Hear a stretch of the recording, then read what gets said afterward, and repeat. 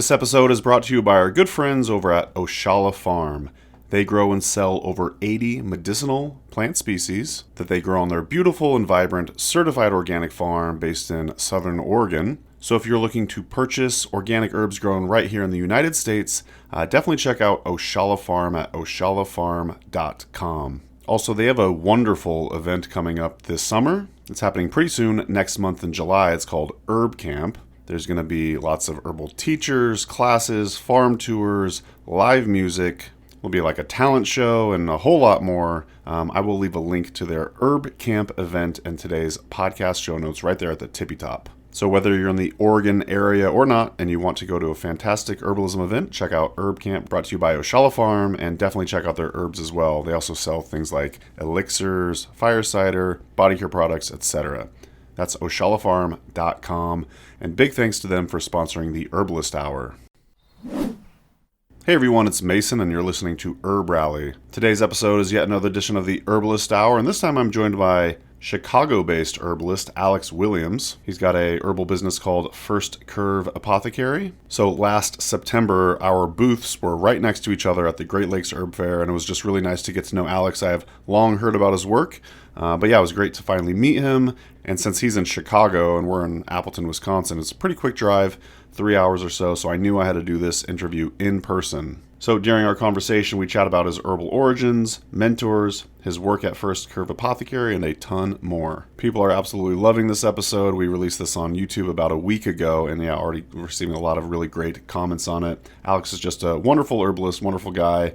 Really enjoyed chatting it up with him. If you would like to check out the YouTube video and see a little bit about what his apothecary looks like, I will leave a link to that in the podcast show notes. And to learn more about Alex and his work, just go to firstcurveapothecary.com. Also, before we get into the show, we received yet another 5-star Apple Podcast ranking, and this one was left by Rev Janet, and Janet said, "I love this podcast. I've learned so much.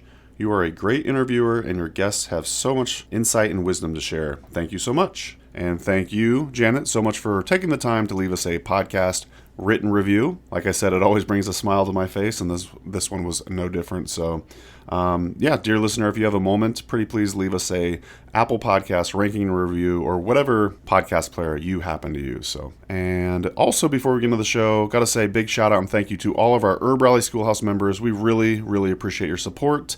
If you'd like to learn more about the Herb Rally Schoolhouse, simply go to herbrally.com/schoolhouse, and you can use coupon code podcast at checkout to get your first 30 days for free. We've got lots of classes in there. You're also able to attend these Herbalist Hour interviews live if they're done on Zoom, so that's a kind of a fun perk. And then there's lots of other stuff going on in there. So thanks so much to all of our Herb Rally Schoolhouse members.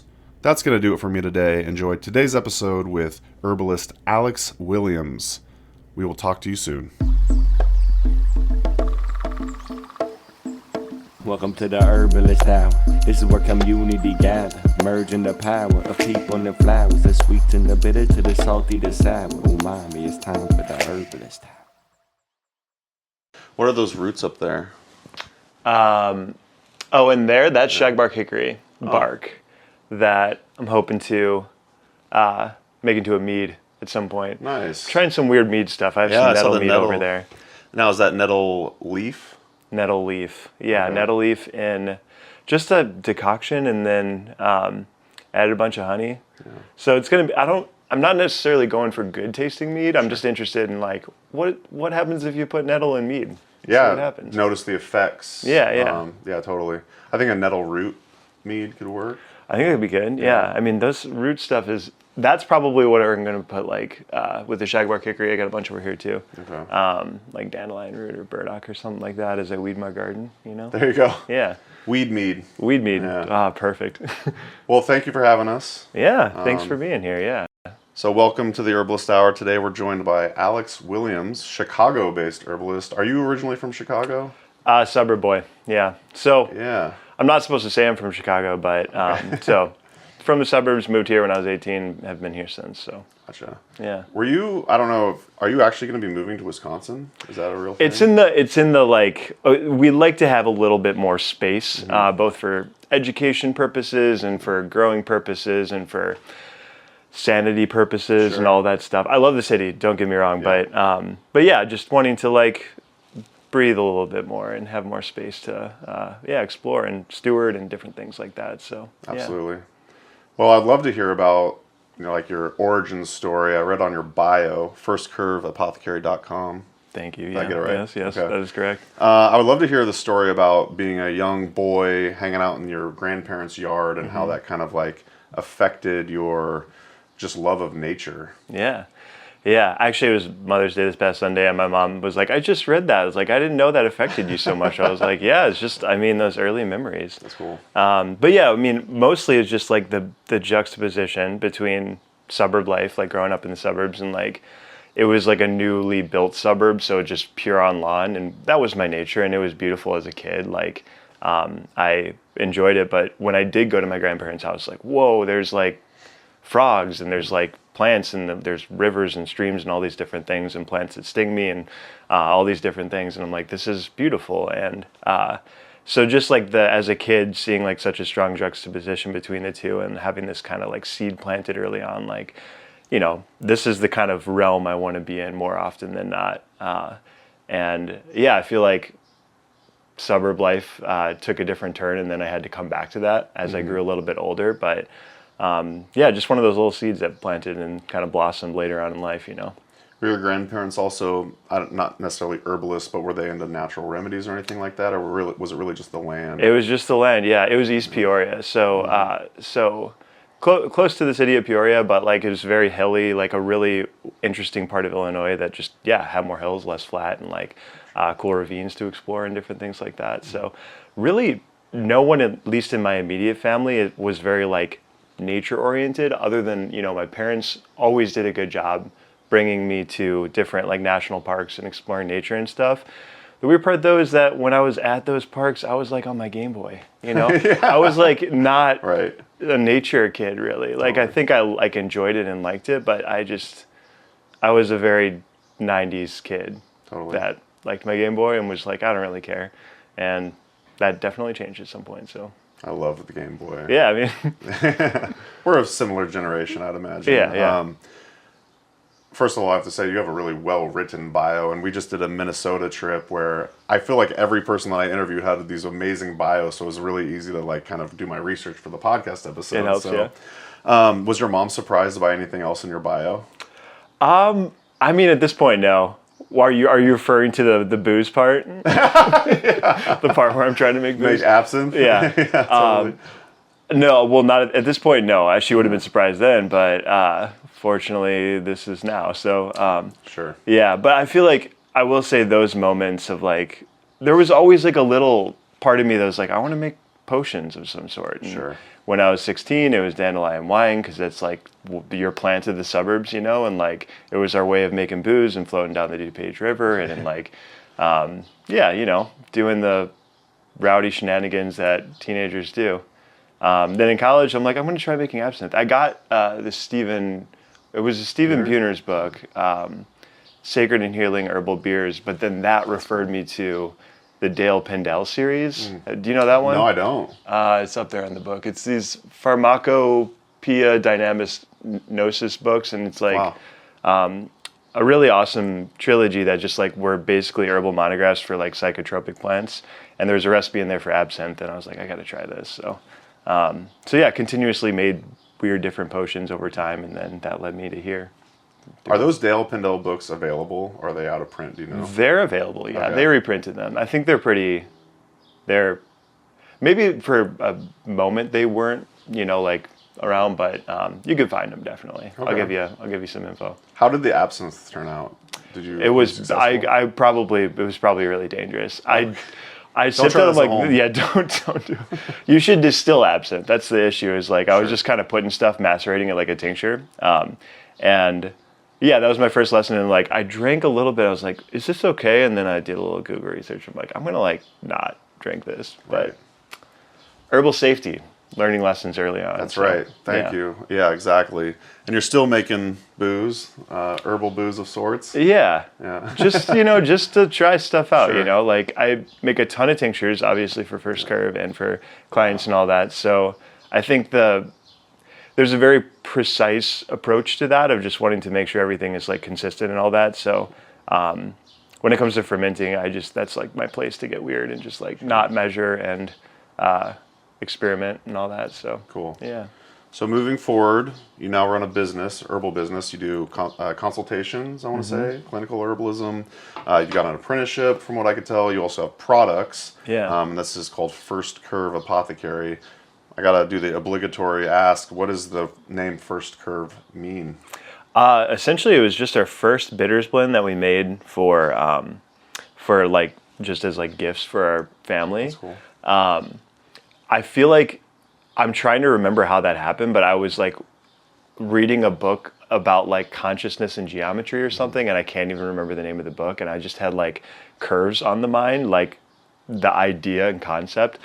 It's interesting. I was a very like abstract person, and herbalism has very much helped me bring myself back into my body in a lot of ways. So I think the name kind of stands for like that time in my life where I was very much in my head and like, you know, in graduate school, and then like kind of curving off of that path into the wild world of herbalism in a lot of ways. So, so the name initially, really nothing at all, but then it kind of grew in meaning over time, you know. How do you think herbalism and plants have brought you back into your body?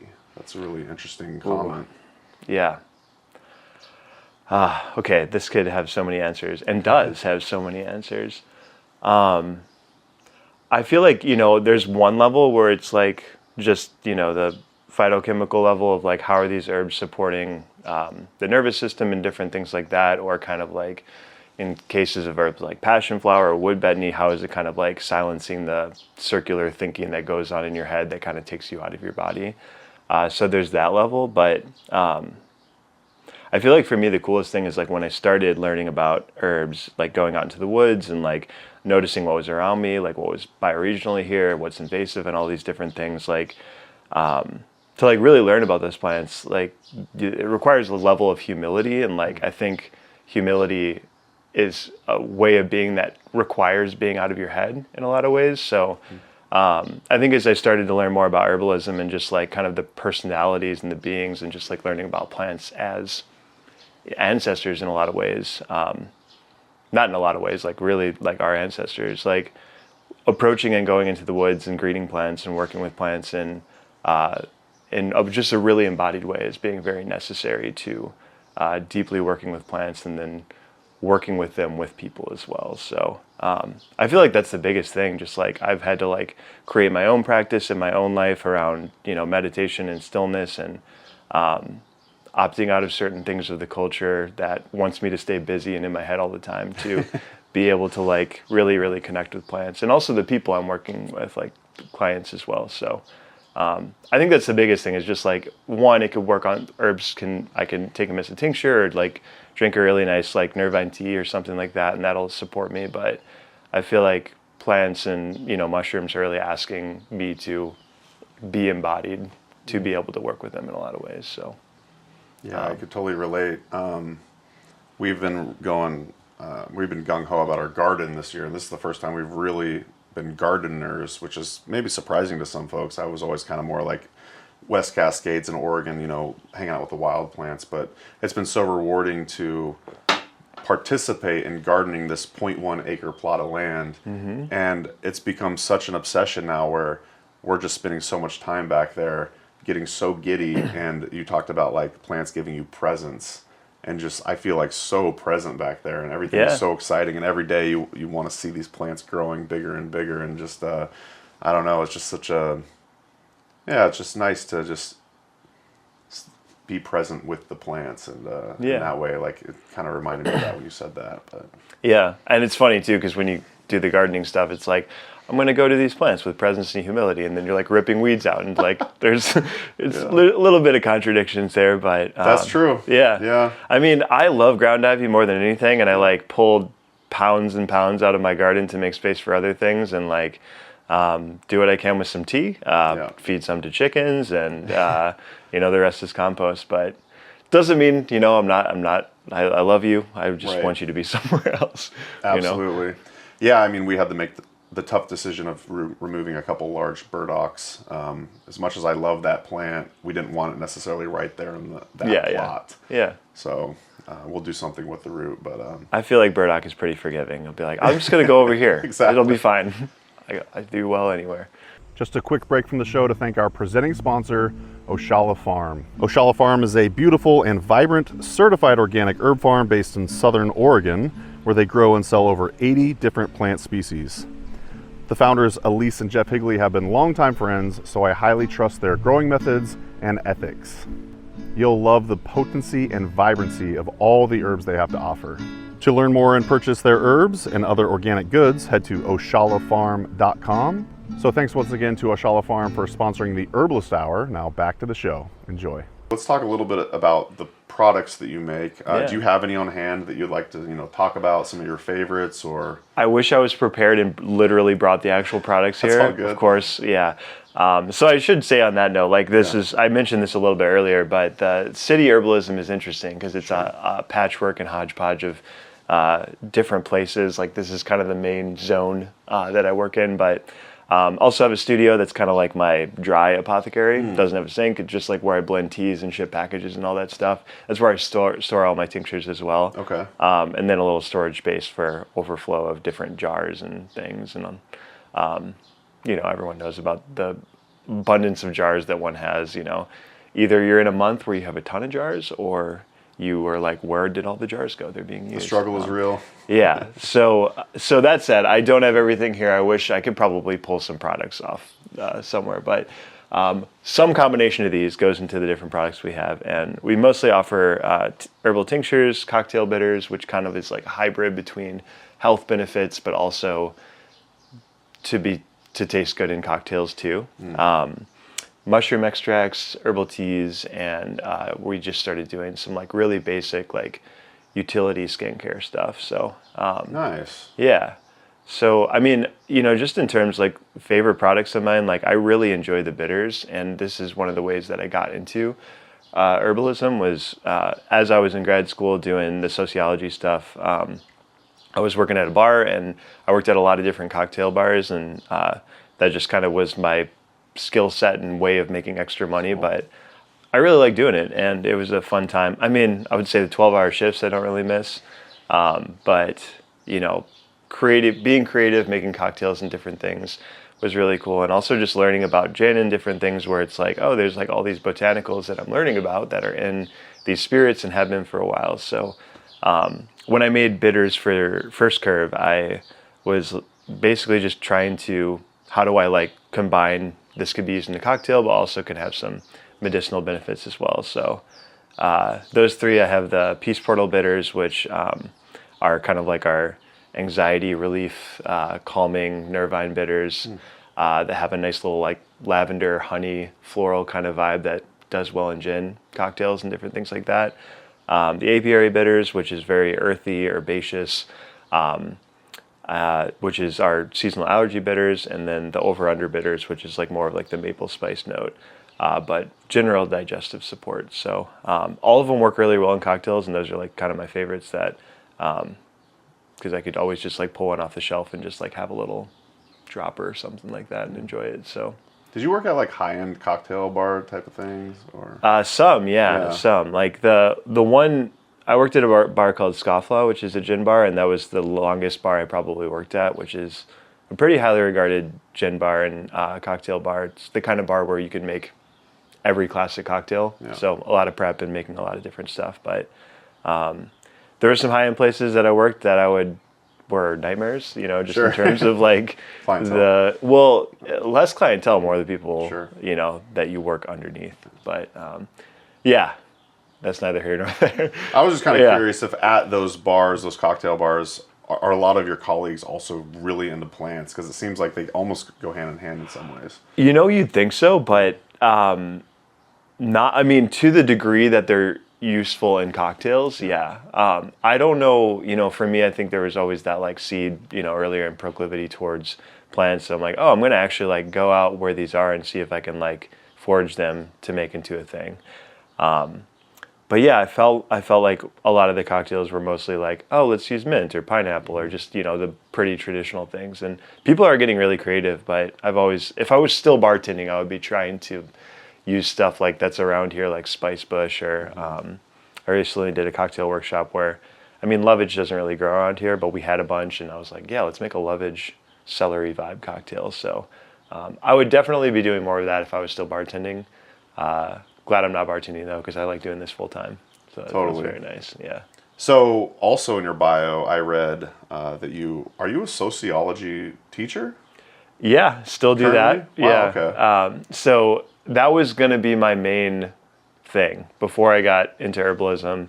I was like en route to be an academic, get a PhD, do sociology research, like specifically in education.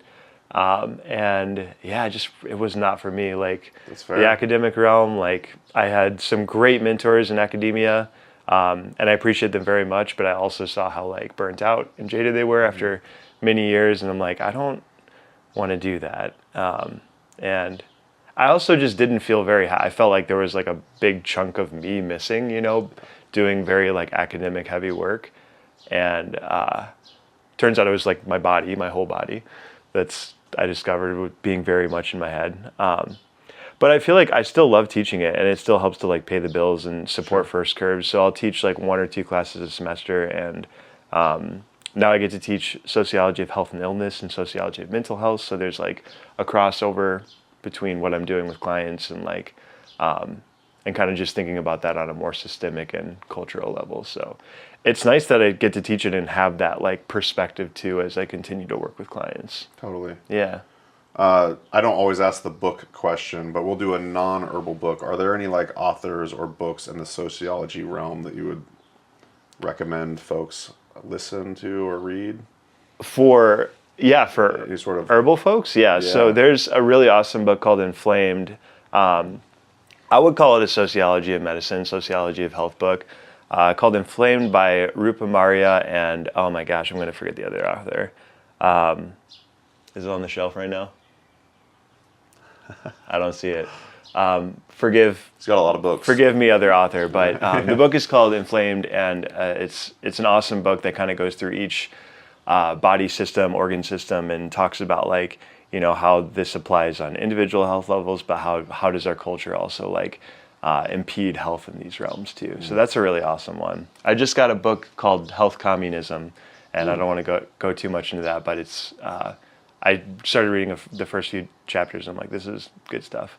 But really just like kind of being critical of our healthcare system. Why aren't people getting access to care? And for me, it's really helpful because I'm like, okay, I'm not in the conventional healthcare system, but how can I, intervene in the ways that I'm able to as a clinical herbalist? So those are 2. Again, I feel bad I don't remember the author's name right off the top of my head, but we could leave that in the podcast show notes and YouTube description along with links to the book. So, yeah, perfect. Love it. Sweet. Well, pre-show, we were talking about this How to Do Nothing book, and you seemed enthusiastic about it. Yeah. I'd love for you to share with the audience. Yeah. You said you read it a few times. Yeah, so it's one, with the intensive I do, we always try and read a few books that are like adjacent, but not quite herbalism, so we can get kind of a different perspective on how this applies to plants. And How to Do Nothing is definitely one of them by Jenny Odell. And she just recently wrote a new book called Saving Time. And both of them are related. I think the reason why I'm so drawn to it as an herbalist kind of goes back to what we were talking about earlier with just like being embodied and, how we devote our attention in our culture, because, like just our headspace and mentality and like the frameworks of just how we know things, are really, I think, really important for working with plants and kind of sinking beyond the level of like, oh, here are plants, I'm going to use them for myself, and kind of going beyond the mentality of like, how do I work with or like create a collaboration rather than just use them for myself.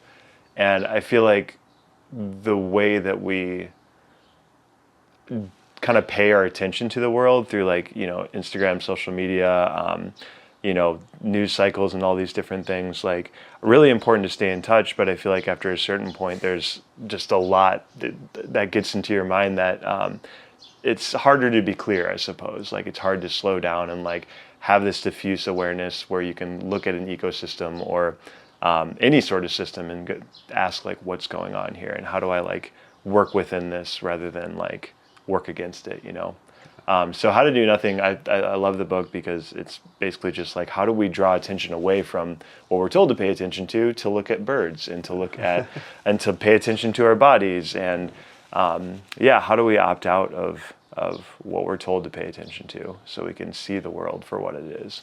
The damn phone is lighting up right now. Yep. It's so addictive. It is, yeah. It's so addictive. It's wild. I mean, I'm addicted. I am, Yeah, and I know we all that. are. I know that about myself. So yeah, it's wild. So what do? We just go on social media fasts and... That could be part of it. I'm still trying to figure this out for myself too, because I feel like, there's I love Stephen Buhner. He was one of my earliest influences for herbalism, and he talks a lot about heart consciousness and moving from the space of the head to the heart. And I think that's one thing I really try and encourage and support with clients and students, and like, how do we do that? So like, different practices. Like, I think I'm a big fan of meditation. I feel like it could be used in a lot of ways that aren't great, but generally, like, it's an awesome thing. It's also one of the hardest things to do, like to sit down and be still. So that's one approach, like actually connecting and working with plants instead of just reading about them in a book. Doing like tea tastings where it's like, you don't know what this herb is, and even if you think you know what this herb is, you don't know what this herb is, because there's so many other ways that you can, just so many other things that an herb can be telling you if you like are drinking a Tulsi tea or something like that, and you're like, oh, I know what Tulsi's all about. But if you can suspend that for a second and kind of hear other things that it might be offering too. Was I answering your question? I feel like I went off on a tangent. No. And I do that too. We like tangents. Good. I find a lot of herbalists go on tangents. Yeah, it's just, there's too many avenues. There's so many places to I think explore. you were answering it. What does your meditation practice look like? So always evolving. Presently, I try to, well, this has kind of changed now that it's gotten nice out, but in the winter time, it was like, first thing in the morning, I'll get out my little headstand stool over there, pull it out, do a headstand. Really? Drain all the blood to my head. I don't know why. Did you make that up? It was working for me. That's because fun. if I went straight to meditation, I'd feel kind of like groggy and weird. Yeah. So I just do a headstand, and like that kind of like wakes me up a little bit, and then I'll do 20 minutes, just focusing on the breath, letting go of thoughts. Are you in the chair, or are you like on the ground, cross-legged, or? I'm on the stool. Oh, on the that stool. Cushion behind you there Gotcha. is where is my kind of like sit meditation cushion. So I hope you feel the vibes from it. 100%. Good. Yeah. And I feel like, again, it's just one of those things where it's less about the practice itself and more about coming back over and over again. Yeah. And it's one of those things that my mentor, who has been saying like for years, like, oh, this is something that you got to do. And I think really only in the past 2 years, I'm like, okay, I'm going to really start doing this. And I think in the past 1 year is when I've like actually been able to create a practice out of it. So it was a hard thing to get into. But yeah, 20 minutes, and then I kind of just start my day. And then more recently, I've like, as it gets nicer out, I just want to go out first thing in the morning. So I'll take a walk, or move around a little bit and get some sun on me, and then come back and sit down a little bit. But yeah. Meditation is seriously the hardest thing for me to remember to consistently do. And Yeah. Actually, you were asking who we're visiting in Chicago, and we're actually visiting my friends Rachel and Daniel and Paul. And I was in a accountability buddy group with Rachel and Dan, where we would check in with each other every day, and we'd say we did our meditation. We That's just awesome. give them a little check mark. We haven't done that in probably a year and a half, but it was helpful. Yeah. Now what I do is I sauna almost every day when I go to the YMCA. And I sit in the sauna, and my rule is, unless I'm talking to people in the sauna, my rule is not to try to watch the TV or not to read anything, because I'll use that as like my default meditation time. Yeah. But yeah, other than that, man, it is hard to stay in practice. It's hard, but you're right. You can do it really anywhere. If you like I like to think of having like a core practice where it's like a place that you go and sit, but then like you have that, and then you can go essentially anywhere. And I've been trying to stop talking about it in terms of like meditation, because I'm kind of on the fence with that, because meditation has this really long lineage that's amazing, but then some people are like, oh, meditation, no, I don't want to do that. So it kind of depends on who I'm talking to, but really it's just stillness, just being still. And being open to what is in front of you and being accepting to it. And it's hard because that can be painful because I do open eye meditation, which was kind of weird. Originally I just intuitively was like, oh, close your eyes. But then my mentor was like, no, do open eyed, because that's like how a lot of different traditions do it. And the idea is that you're just open to and accepting of what's in front of you. And it's hard because like there's what is in front of you could be, I mean, at least in here, like consistently a dumpster truck that drives by and like squirrels having sex on this ash tree out here. And it's just like, there's a lot of distracting things, Sure, you know, yeah. and but it's all about being there with it instead of like reacting to things, you know. And I truly feel like the more I'm able to do that, the better I can show up for clients and plants, and also family and just people in my life too.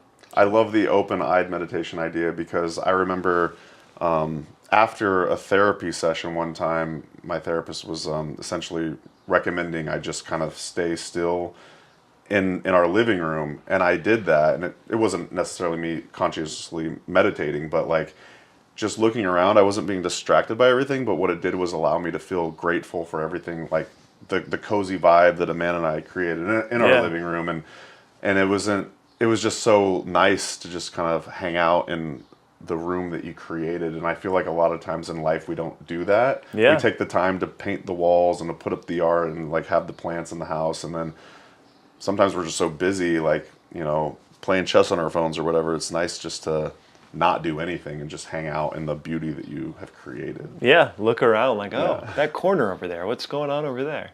Cool. That's why I like going to other people's houses, because you get a feel for their style and their vibe. And yeah, this is fantastic. So Yeah, well, thank you. yeah, absolutely. So speaking of First Curve Apothecary, social media, all the above, I saw on your Instagram. It's appropriate, yeah. Instagram. Cram all the content in. Get it all in there. Freudian slip or something. At First Curve Apothecary on Instagram. And no, you have a post. There's your smiling face right there. But that's not what drew me in. Well, that was partially what drew me in. But then you wrote... Selfie works. Exactly. Yeah. Thanks for all the orders this week. Here's the truth. You will be just fine if you don't buy my products. But if you do buy my products, I get to keep doing what I do best. More people get access to low-cost herbs and free herbal care, and you get to wiggle around with a little dose of plant magic lighting the way. Not a bad deal.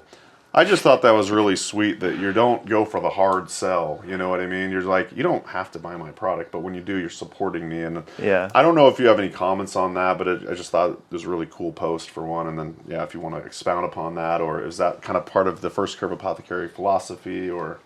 Yeah, I mean, I have a really hard time with marketing because, you know, when I was really like learning about sociology and all that stuff, part of that was like understanding like how do we form different ideologies and different things like that. And marketing is a really big part of this because marketing is based on the idea that you're not enough and like you always need something else and all these different things. And it's like, that's just not true. It's just like a lie to get us to buy more stuff. And it's confusing having a business and like needing to sustain that business and to do what I'm here to do and like to share what I'm here to share with the world. And I'm just trying my best to avoid like, you need to get this for your life to be better, because that's just not true.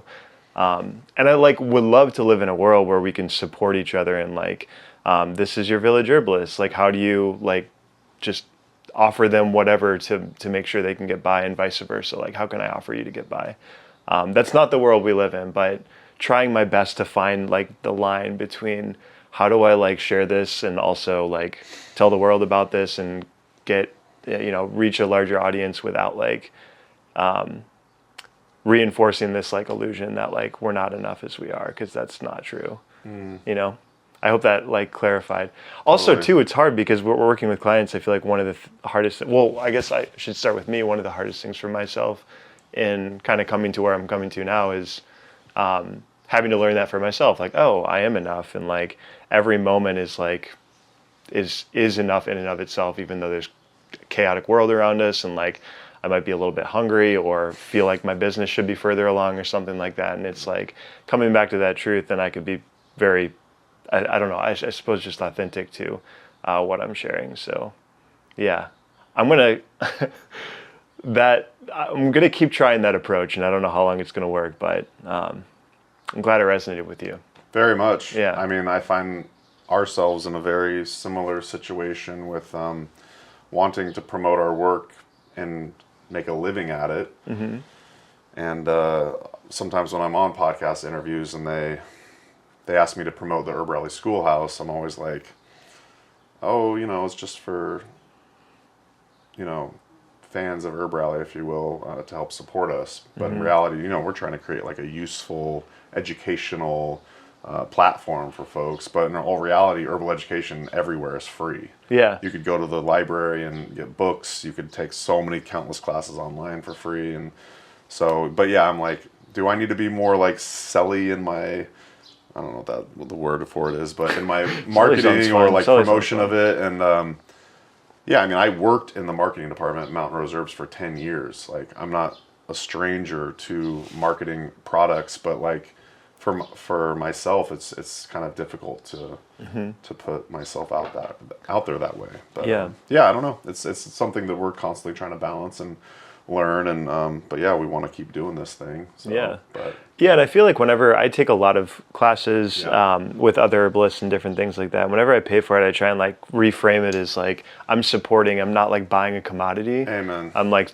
supporting this and also getting something out of it too, because it is all out there, but I don't want to like there's a difference, I think, between information and like embodied knowledge. And I feel like when I get to learn from actual people when they're there, even through Zoom, it's to me way better when you're in person, but you can't always do that, which I'm so glad we're in person. Yeah, too, right, exactly. It feels way better. You're just in Chicago, we can make this happen. Yeah, of course, so happy to. Yeah. But yeah, it's just more about supporting the person, and that's what we all want to do anyway. Yeah. Absolutely. Well, speaking of herbalists and supporting their work, are you homies with any other herbalists in Chicago area? Are there other herbalists you know of? I know Althea Northridge Orr is in the area. I'm not sure if you're aware of her work. I still need to make contact with Althea Northridge Orr. Yeah. I know she's going to be at the Great Lakes Herb Faire, so I'm excited about that to actually connect. But a lot of the people, through the classes I've taught, I've definitely like. It's been mostly like students and things like that, like, especially the first couple of years, there's some students who've gone off to do like body work and include herbalism in it. One of my students, Nicole, started a shop called Into the Feral, which is, I guess I'm going to plug that now, which is a herb shop. I've seen her stuff on Instagram before. The Feral Herbalist. Yep. Wonderful human being. That's right. So yeah, I feel like it's been hard because I feel like it's been hard to find a lot of people in Chicago. Like, I always think of it as kind of, I don't think it's not a Midwestern thing. I mean, like Michigan and Wisconsin herbalists abound, but I just haven't found as many people in Chicago. So if you're out there, please get in touch. But yeah, for the most part, I've been just also trying to create a community here with all the people that I meet. And if anyone reaches out, I'm like, hey, good to meet you. Let's get coffee. So yeah, but I haven't. Do you know anyone? Althea is the one that comes to mind. The one, yeah, and you, when I met you at the Great Lakes Herb Faire. I want to say, maybe I heard about you before that, but yeah, so if you're watching on YouTube, leave a comment below with suggested Illinois herbalists or Chicago herbalists. I'd love to hear about that. Yeah. The more the merrier. I will say there's the Kim Crutcher teaches herbalism with, my memory is not working today. Growing, oh my gosh. What is it called? I see this every day and I think about it all the time. Okay, put it in the comments there, put it in the show link description. Yeah. I'll let you know. Please, yeah, no worries. Urban Growers Collective, that's what it is. Oh. Yeah, that's how my memory works. Comes up later. So yeah, that's the one other person I know of, and great work down on the south side. That's about it though. Cool. I want to meet more people though. I love people. Yeah, we interviewed Karen Lynn Burr. She's an Indiana-based herbalist, and so I'm starting to learn more about the Indiana herbal community. We just had Aaron McNicholas on the show. He's also another Indiana-based herbalist. So yeah. Whereabouts in Indiana? He's based in Indianapolis. Okay. Yeah, Karen's, I want to say, on the outskirts somewhere. Cool. But, yeah. Yeah. But it's been fun to move because I'm from Oregon, where the HPC, that's herbalist per capita, if that's the right terminology, is very high. Yeah. And I wasn't sure about the Midwest, but there's so many herbalists in Wisconsin specifically. So Yeah, I think it's more about finding them than assuming that they're not here. I Right. made that mistake earlier. Like they're out there. And Absolutely. you don't necessarily need to have like a public presence to be an herbalist, obviously. So Exactly. I will say the weird thing about being in Chicago is like, it's, I think of like Jim McDonald, who has a lot of state parks around him where I learned from him, and like how, you can, at least I think in a lot of those parks, do a lot of foraging and wildcrafting. Whereas here it's not like all the Cook County Forest Preserves, it's not legal to, and I don't think I encourage people not to anyway, just because in this like 22-ish county region, like we just need more stewardship rather than taking. We need more giving rather than taking at this point, in order to like build up a really amazing ecosystem that has been degraded for a long time. Absolutely. So I think it's unique. Being an herbalist in different places is definitely different. I know a lot of people that do a lot of wildcrafting, and I just don't do as much, just because I want to support Golden Hour Farm, who I love very much. I saw Jim McDonald post about that. Yeah. The herb walk there? Yeah. Where are they based? They're in... They're about 4 hours from here. Oh, okay. Potterville? Maybe that was where their old farm was. That's the one that's coming to mind right now. Okay. But yeah, not too far. Scott and Christian are great. And yeah, I like supporting that farm and just paying for those herbs and then gardening whatever I can and then foraging anything else. But mostly it's like, this is forest preserves around here. Like there's a lot of invasives that need controlling. And so yeah, I think about like my role as an herbalist is more like, I'm going to support the farms around me and like then do whatever stewardship or volunteering I can around here. Then maybe in 10, 20 years, there will be some good spots to harvest some medicine. But for now, just not the thing. So I've heard California-based herbalist Shana Lindner Grover talk quite a bit about that, building relationships with local farms. So you could just go out there and do their weeding for them, essentially. Yeah. And get great herbal medicine. Yeah. So it sounds like that's kind of what you're advocating for. Yeah, and also like whatever like urban gardens are around you. Like we have the I call it like our class plot. We have a little plot at a place called Patchwork Farms, which is in Humboldt Park. And yeah, you weed over there, you get all the burdock and dandelion you need for days, ground ivy, just mint, all the things that you need. So weeding there, you get a lot of medicine. Everything else, Golden Hour Farm, and then whatever you can grow in that little plot. So I'm all about the urban farms and all of that. Absolutely. There's ways.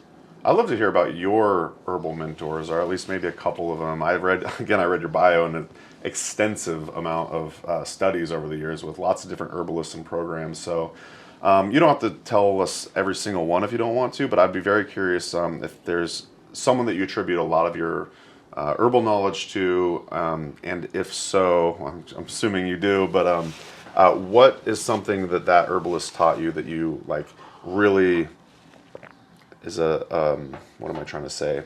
Really sticks with you in your practice to this day? Yeah. Well, first I just want to acknowledge, my kind of core mentor, as I'll call it, Kyle King, who's not an herbalist, but is a social worker who kind of supported more of my like spiritual development and growth and just how to be a good person with integrity kind of thing. So got to give him a shout out because I wouldn't be here without him. Kyle King? Kyle King, yeah. Chicago social worker. Awesome. But otherwise, the first time I felt like really catalyzed into doing herbalism for a living was after I took Jim McDonald's Lindera intensive. And I felt like that was even after I started the business, but I was just kind of like doing it as a hobby. I started a business mostly to get a permit to buy a bunch of alcohol. I was like, I guess I'll just start a business. It seems easy. That was pretty naive, but that's okay. Good naive. But yeah, I took his intensive and I felt like just the immersion in like the local ecology and seeing all these plants and, a lot of plants that I'd never heard of. I just think of like, pedicularis being one of, turtlehead, all these plants that grow really locally in our bioregion. Because you don't really hear about those in too many herb books. Well, depending on the herb book. But just being there and being immersed and seeing how you like harvest the different things and being in community with other people, I feel like that was really incredible. On top of that, just the energetic model that he provides is like, it's an amazing language and framework that I not only see herbs and clients through that lens now, but I kind of like view the whole world through the energetic framework in a lot of ways, because it's very much grounded in the elements, and it just like provides a really good lens for like seeing different instances. So Jim McDonald is a big influence, and he's still doing great, offering great herb walks, and with an incredible amount of humor as he does it. So very grateful for him. And in terms of like clinical practice, I feel like Erica Gallatin has been really supportive of Sovereignty Herbs. Like helping me to like bring up my clinical practice and supporting me in doing it ethically, and just like, dotting all the T's, crossing the I's, or other way around. I can't remember. They both work. Both work, yeah. But yeah, just like supporting me and bringing that up. And then Camille Freeman now, who I'm part of her Monday mentoring, like it's been supportive and just, like helping me to like continue and to build my clinical practice over time. So I feel like those are the main consistent teachers that I kind of go back to on a regular basis, but there's been so many, so I don't want to like discount all the other ones, but those are the core teachers, I suppose. Did you travel to Jim's apprenticeship? Yeah, it was great. Was that like once a month you were driving a long distance, or did you stay out there? I drove, but then I camped for the weekend. Yeah. Gotcha. Okay. Yeah. That's commitment. It was a great community experience though with all the other students, because eventually like it was also when was it? I think it was like the year of COVID, so people were kind of still like a little bit like, how do we do social stuff again? How does that work? But then as it went on, we were all camping together, and it was a great time. So, yeah, but very worth it. Yeah, similar situation to Milwaukee-based herbalist Kyle Denton. He also studied with Jim McDonald, and that's what he would do is he would drive out there, I want to say once a month, and stay for the weekend. And I just love that, if you really want to study with sometimes you have to make these sacrifices, and you were willing to drive all that way to study with Jim, and your life is probably better off for it. Oh, totally. Yeah. I think I'd do that intensive again. Absolutely. I've just I would. I mean, it was great. More like the community than anything was just wonderful, of meeting all these different people. And I go to the Great Lakes Herb Faire, and it's like, hey, class reunion, amazing. That's right. So, yeah. Well, we should plug the Great Lakes Herb Faire. We'll both be attending. We will. Second year in a row. What do you love about that event? Everyone's there. Yeah. And then everyone gets a little loose together, just through dancing on Saturday night after learning a bunch about herbs. I just love like the alternation between like, we're here and we really want to learn about herbs, and then we all like dance and get a little bit weird at night, which is always great. So that like, it's a great thing I love the classes that I teach. I always invite students to come out to that, and then they get connected. But yeah, just the vibe is amazing. I mean, you think about the Midwest is well known as having the kindest people in the world.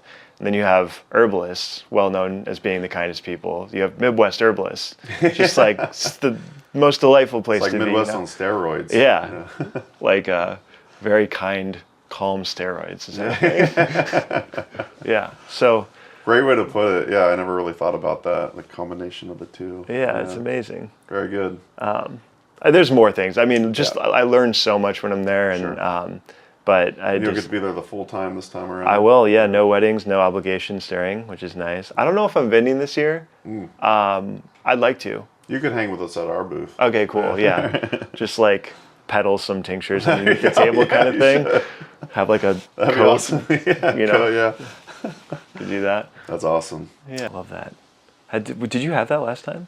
So I just got it. You just got it? Yeah, we at the Great Lakes Herb Faire. Yeah, so. On the way to the Great Lakes Herb Faire, we visited my third grade best friend. My third grade best friend, who is now a pretty successful tattoo artist, and that's when I had it done. And then literally right after that, we drove to the Great Lakes Herb Faire. Amazing. So yeah, it's botanically correct. Seven Song even went in there with a loop. No, not really a loop, but he it's from that old like German botanical illustration book. Yeah, so, it's amazing. Yeah. Is this person around here? I might. So they're in Might get a Kalamazoo. pedicularis somewhere. Yeah, I recommend them. Anchors Away in Kalamazoo, Michigan. Shout out Anthony Thielen. Yeah, all right. Yeah. So, yeah. On the way to the absolutely. Great Lakes Herb Faire, we'll see if I can Exactly. get something. Yeah. I was actually debating getting another one on the way out there this year. We'll see. But Let me know. We can give each other more support. That would be while great, being yeah. stabbed, you know. It was, it wasn't too bad. Do you have any tattoos right now? Yeah. They're my 18-year-old. They're hidden, but okay, they're my gotcha. 18-year-old. Like, I'm just gonna get something, see what happens. And they're the most like 2000s era like hipster stuff, and no regrets. Love them. Absolutely. I got my first tattoo at 37-ish, maybe, when I proposed to Amanda, and we both got these shitty little like 15-minute tattoos. They literally took Awesome. like 15 minutes. Yeah. So I got the Oregon Triton. I think it's the state shell. Cool. Yeah. So What'd you get? I got this crab. Awesome. That's a really good crab. that might have been more like a 10-minute tattoo. It's a fine crab. A fine crab. So yeah, I got my YOLO tattoo when I was 37. Love it. Yeah, it took me forever, and then I got this, which is actually I really really like. Yeah, so. it's amazing. Yeah. Thank you.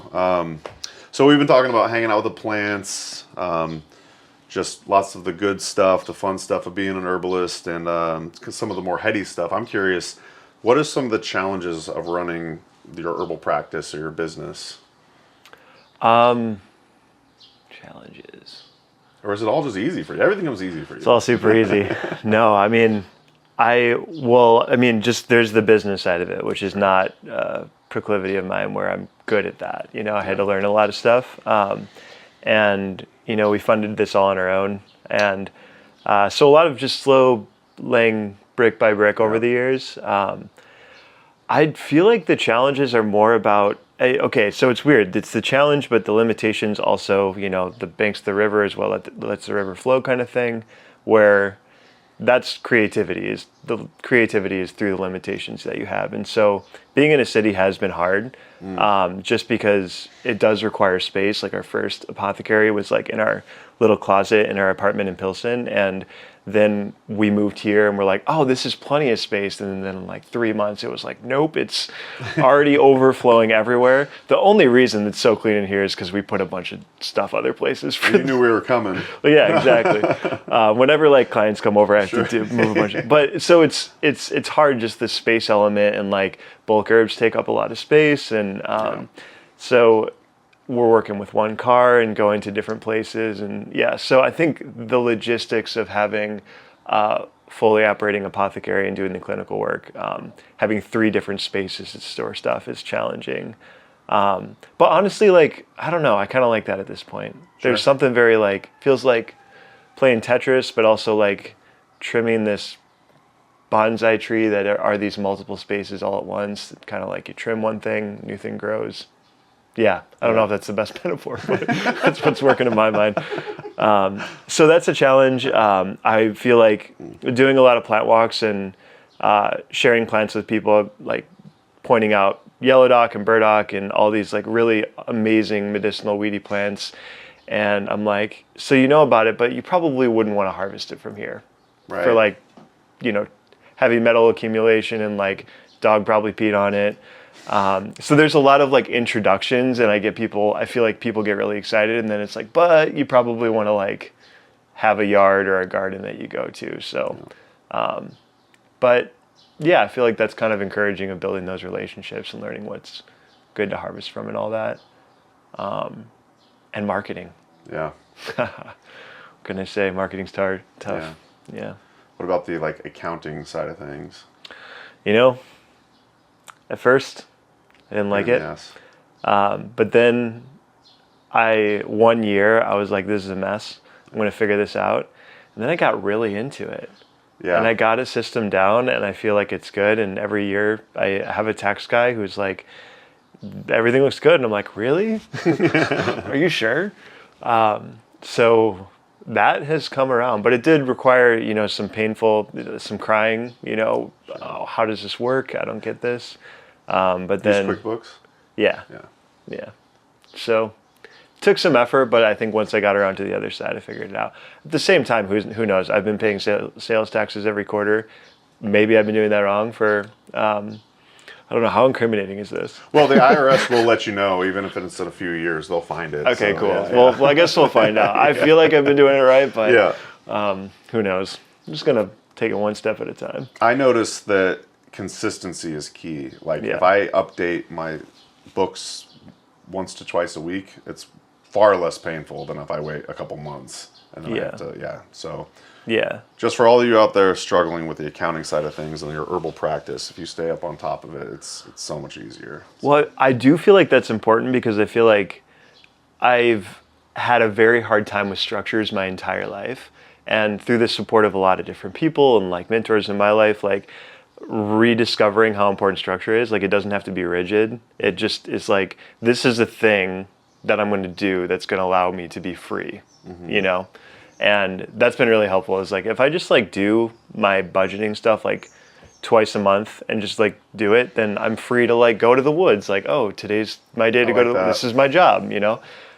So I think if I just have that mentality where it's like, if I just stick with the structures I have, I find good structures that work, allow the structures to evolve and flow over time, then I could be free in what I'm doing, you know? So yeah, that's been helpful. I like that mindset. Yeah. All right. Here's another one for you. Sure, keep them coming. All right. What have you changed your mind about, and say in the past couple of years, that you've strongly held a belief about, say in herbalism, nutrition, or even philosophically? That's kind of putting you on the spot. Yeah, no, I like this. But I'm curious because, just for context, I remember I would say in my early 20s, I had a lot of very strong beliefs, and I've changed my mind about a lot of things over the years. And it's so funny because I feel like the most pissed off I've been has been about these really strongly held beliefs, and then I'm like, I changed my mind anyway. So why did I have to be so frustrated over that particular thing? And you know, this is the herbalism show, so if you wanted to be about herbalism or nutrition or something like that, great. But even if there's like some sort of philosophy that you change your life, your mind about in your life. Yeah, this is a really good question. Yeah, I like this a lot. the time you need. Take the time you need. Yeah, we'll just sit here while you ponder. Well, I will say the first, because, let me just say first, there's probably a ton of answers for this. Yeah, oh yeah, countless. Yeah, I'm glad I'm at the point where changing my mind is okay and also being wrong is okay. Because I would be the same as I was then in terms of mindset, worldview, if I wasn't okay with being wrong. So anyway, I just love this question because it's important to be wrong and make mistakes and all that.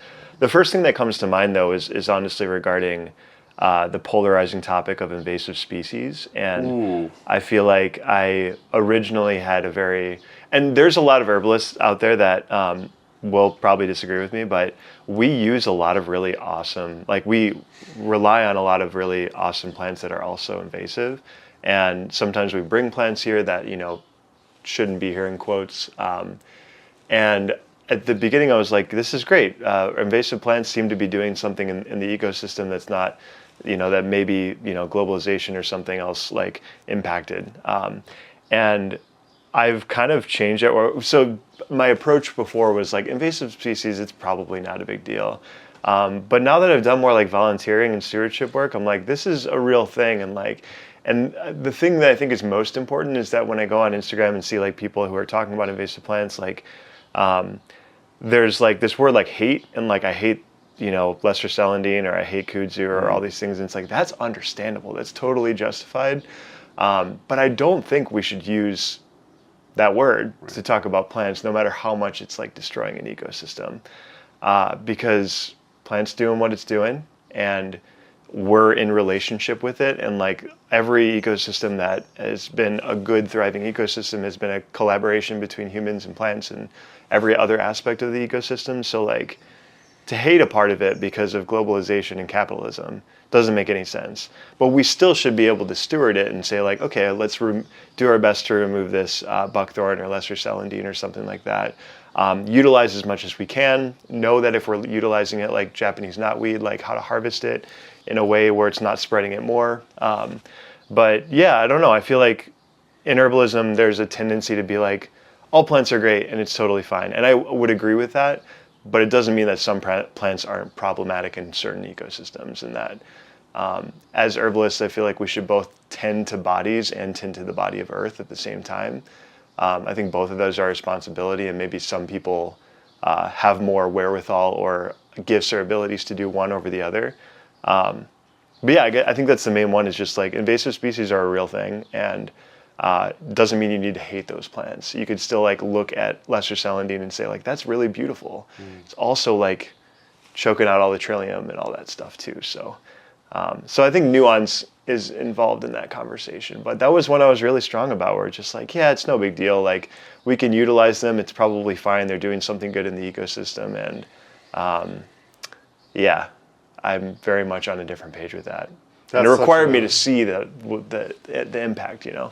Thoughtful, balanced answer. And I like that you pointed out that you did change your mind once you started doing the restoration work. You actually had your, you know, you were in it. You could see why the other side might have these other strongly held opinions about it. Yeah, yeah. So. Yeah. And it also requires kind of like I think changing your mind on things requires time too. You know, feel like a student was asking me like, how do you know, we were talking about ramps on one of our plant walks, and they're like, how do you know like what a sustainable harvest is? And I don't normally give like the most clear, direct answers. It depends. Yeah, it requires a lot of tangents and like circling around. But I felt good about this one, and I feel like it was essentially just like, you know, if it's sustainable if you've been there this year and the next year and the next year and the next year and the next year, and you see improvement, and you're also working on supporting those ecosystems. And so essentially it's just like, is there a relationship that you've developed to feel good about going up to that plant and, you know, harvesting it for a meal or medicine or whatever it is. Also laws and different things are involved in that too, and considerations, but it requires relationship. It requires a long period of time of seeing how the plant population is doing in that particular place. Not just like, oh, I'll just do one leaf or 10% or something like that. Robin Wall Kimmerer's honorable harvest is a very important guiding light there. So, is that in the book, Braiding Sweetgrass? Yeah. Okay. I feel like there's videos. I think she talks about it a lot, but yeah, that's where I discovered it, Braiding Sweetgrass. So. Gotcha. Well, my OG herbal mentor, Howie Brownstein, would be very proud of that answer. Developing a relationship with land year after year. Is the stand growing? That's actually shrinking or staying the same size or growing. That's actually on his wild crafting checklist, which you could get at botanicalstudies.net. I'm not sure if you've seen the wild crafting checklist, but it's a great resource. I'm curious now. And Jim talks highly of Howie Brownstein, so I mean, yeah, they both wear those poofy pirate shirts. And yep. Yeah, exactly. Once I'll get like 20 more years of me as an herbalist, and then I think I'll be allowed to wear a poofy pirate shirt. I don't have the wisdom yet. I don't. Yeah. Oh, I love that. You also brought up, you know, did the dog pee on this, or is it close to pollution or this or that? Those are also on the wild crafting checklist. Yeah. So yeah, lots of great things to keep in mind. What's the mission of your work at First Curve Apothecary? So that has been, I mean, always it has been, you know, making herbalism accessible, like sharing knowledge about it and to empower people to do it on their own. Mm-hmm. You know, like I always say, like, my dream is to put myself out of business because everyone knows how to do this. Love that. So I would love, I think like there's never enough herbalists. I mean, maybe we'll get close to enough herbalists when there's like an herbalist per family, or everyone's just an herbalist, I suppose, to whatever degree. You don't have to be like practicing or making money. It could be whatever you want it to look like. But really just like empowering people to connect through herbs with their bodies and with the ecosystem that they live in. And First Curve has always been a really like bioregionally oriented thing. We do use a lot of herbs in our formulas that are from different places, but in terms of the education we offer, it's like what's around you and like what can you connect with? Because I would rather people learn about plants that they can go and sit with and like have a conversation with than some exotic plant that's from really far away that you can only get dried, cut and sifted or something like that. So, but I feel like, you know, the other thing I want to mention is First Curve, it started as just a products business because I really loved making potions and concoctions and all that stuff.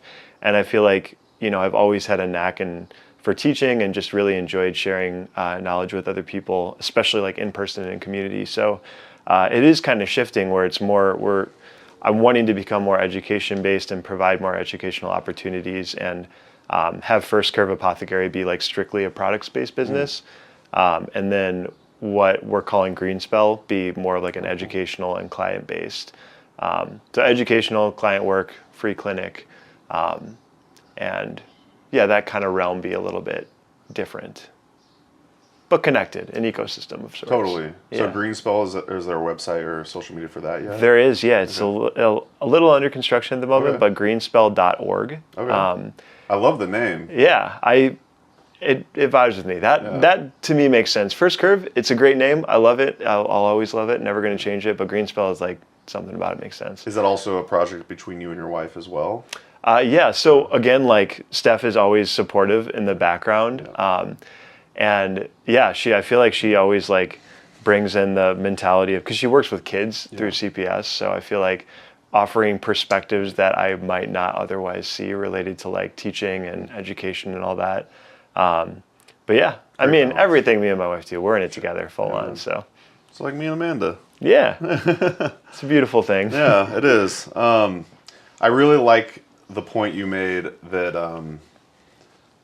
one of your goals is to put yourself out of business by helping so many other people. And I don't know if ironic is the term to use, but or there might be a better term for it. But with that attitude, I feel like that is going to make you even more successful, because you're just trying to help as many people as possible. Yeah. Well, I mean, obviously I want to live, Right. and eat food and all that. Me too. And I trust that there will always be a way to do that as long as I'm doing what I'm here to do. But yeah, I don't think this should be inaccessible, and I don't really like a big swath of the wellness industry that's like, $90, $100 for some serum that probably has nothing in it, you know. So You're paying for a label. yeah. The other thing too is just like I feel like the people that would really benefit are the people that don't really have the resources to pay for that kind of stuff. Right. So yeah, doing whatever we can to make it accessible in whatever way, I love it. Thank you. So that wasn't the surprise question. So here's the last final question before we wrap up and get out of here. Cool. Would you be willing to read one of your haikus? Ooh, okay. Or recite one from memory? Yeah, let's see. What do we got? And if you need to grab Wait, I might grab. I feel like I want to grab a good haiku from the computer, from my archive. And you have to be standing on your head while you do it. What do we got here? Actually, you know what? I have a better idea. Okay. Do you want to compose a haiku together? Sure. Yeah. Okay, cool. Let's do it. So which do you want? Okay.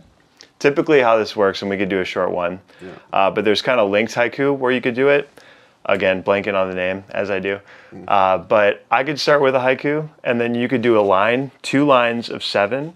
Okay, actually, 7 consonants, right? Or syllables, syllables, that's the word I meant. So let's make it simple. So like a 3-line, I'll do the 3-line, then you do a 2-line. Okay. And then I'll do a 3-line. Okay. Okay. And the 2-line is 7 syllables?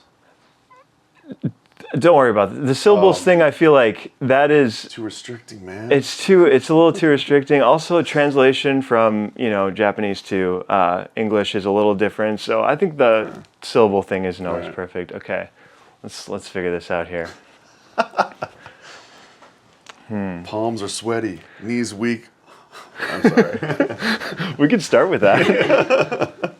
Okay. Arms are heavy. Is that what it was? See, this requires a little bit of moving from the head to the body, got to do it. Could take a moment here. And I can start, don't worry. Okay, thank you. Okay.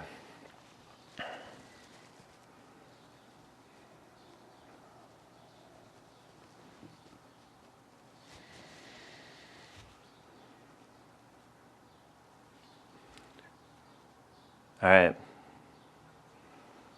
Welcoming good plant friends into my humble apothecary, going off on tangents.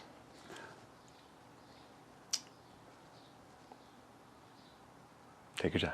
Thank you.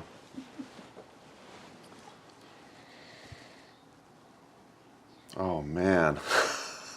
Don't think too hard about it. Right. Yeah. Are you able to repeat it? Yeah. Welcoming good plant friends into my humble apothecary, going off on tangents. And don't worry about the syllables. Don't worry about it.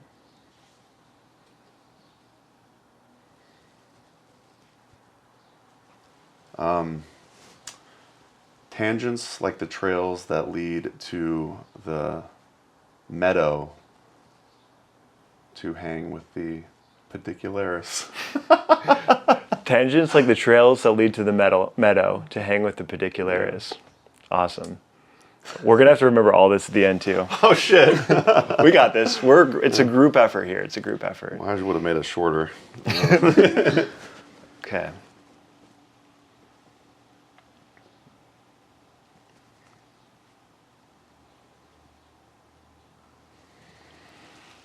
Pedicularis flowers, spiraling like galaxies, relationships unfolding forever. I love that. And you tied in the galaxies. I don't remember if that was on the camera or not, or if that was... we might have been talking about that earlier. Okay, yeah. Do we got this? Do you remember? No. I remember mine. Okay, so inviting good plant friends into my humble apothecary, going off on tangents. Tangents like the trails that lead... Tangents like the trails through the meadow to hang with the pedicularis. Pedicularis flowers, spiraling like galaxies, building relationships, unfolding relationships forever. Awesome. Nailed it. That was fantastic. So, I'm sweating a little bit, right? know. I'm sweating a little bit. The thing that gave me some comfort was knowing that this is not live. Yes, that helps. That helps too. We could cut it all out. Like we just nailed it. Like Yeah, no exactly, problem. immediate. What's that? What was that like for you?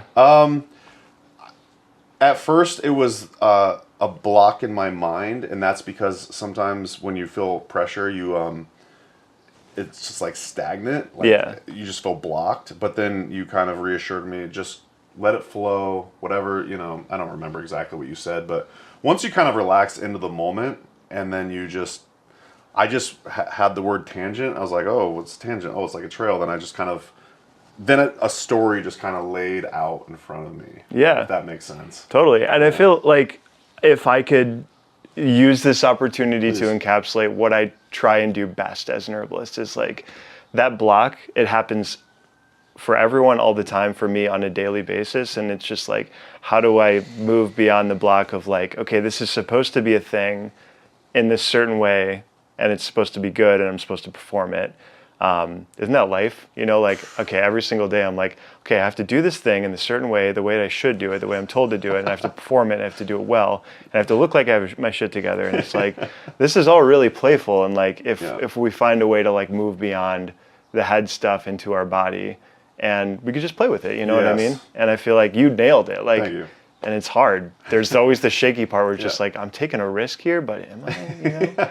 So. That's the other thing, is channeling your inner child. Like that really was just play right there. Yeah. And I loved when I was a kid. I still do. I like wordplay.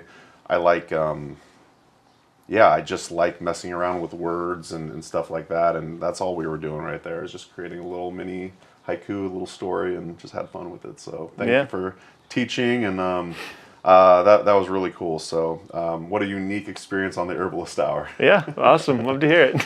Well, hope you all enjoyed. Any last words before we get out of here that you'd like to tell the audience, or just promote, or anything? So I did want to share about speaking on the subject of just supporting herbalists. So we have new studio spaces, like very potentially big moves on the horizon, and we were thinking about doing a GoFundMe for it, but I'm trying to do something a little bit different, where I have a community and knowledge base that I offer to my herbalism students specifically through the intensive, but I'm opening it up for a yearly subscription. And essentially it's like the kind of knowledge base that I would have wanted when I started learning about herbs. It is very specific to the Chicago region and just kind of like this region in general. But I am offering that as a subscription, and there's kind of like an early access price for that. So if you want to check that out, go to greenspell.org. And yeah, give it a peek. There's definitely more description about it there, but essentially it's an online community and knowledge base where you can look at different plant monographs and learn how to make your own materia medica and learn about medicine making and all these different things. So it's in progress, in development, but a really awesome way to support the big moves we want to make in the next year or so. Is that time sensitive or anything like that? Or? The early access is going to be, I don't know how long I'm going to do that, Okay. but it's once you sign up, you have that price for life. Awesome. So it's a good time to jump in, and if you use it, that's amazing. I think it'll be really helpful for a lot of people. And if you don't use it, at the very least, you're just supporting us and doing what we do. Take it or leave it kind of thing. That's a very unique offering. I love that. And again, that's greenspell.org. We'll leave that in the YouTube description, on podcast show notes, etc. So this has been so much fun. Yeah. Thank you so much, Alex. And shout out and thanks to Amanda for filming and editing and all the above. Thanks to you all for listening, as always, and we'll see you in the next episode of the Herbalist Hour. Nice All right. done. Yeah. Good stuff. Yeah. And that's going to do it for today's episode. Thanks so much for listening to the Herb Rally podcast. If you'd like to hear more from us here at Herb Rally, we now have a text message community, believe it or not. Basically, it's just updates from us. We send about 1 to 7 texts per week, notifying you about new events, videos, courses, podcasts. You get the idea. It's pretty much like our email newsletter, just in text form. So if you'd like to receive text messages from Herb Rally, just text JOIN, that's JOIN, to the number 541-256-2895. Again, that's JOIN to number 541-256-2895. And to stop receiving texts, that's easy too. Just text STOP to the same number. It'll opt you out immediately. Okay, thanks again for listening. Have a great rest of your day.